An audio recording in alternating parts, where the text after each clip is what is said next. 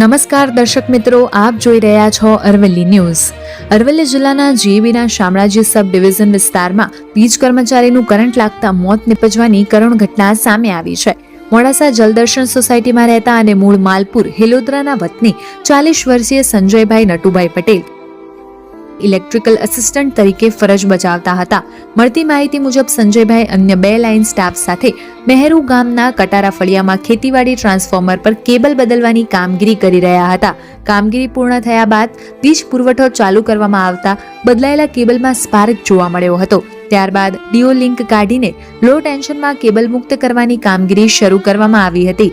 દરમિયાન ટ્રાન્સફોર્મરથી અંદાજે 2 થી 3 થાંભલા દૂર આવેલા લાઇનમાં અચાનક વીજ પ્રવાહ આવી જતા સંજયભાઈને જોરદાર વીજ કરંટ લાગ્યો હતો અને તેઓ પોલ પરથી નીચે પટકાયા હતા।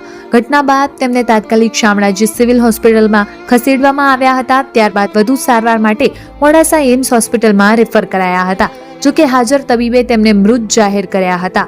આ ઘટનાની તપાસ દરમિયાન ચોંકાવનારી વિગતો સામે આવી છે।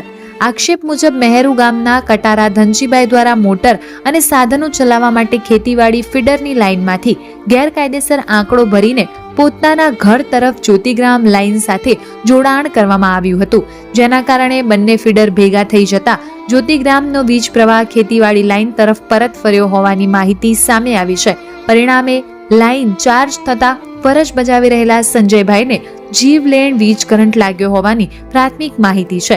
આ સમગ્ર મામલે યુજીવીસીએલ શામળાજી પેટા વિભાગીય કચેરી દ્વારા કટારા ધનજીભાઈ સામે કાયદેસરની પોલીસ ફરિયાદ દાખલ કરવાની પ્રક્રિયા હાથ ધરવામાં આવી છે। વીજ કર્મચારી સંજયભાઈ પટેલના આકસ્મિક મોતથી પરિવાર અને વીજ વિભાગના કર્મચારીઓમાં શોકની લાગણી ફેલાઈ ગઈ છે।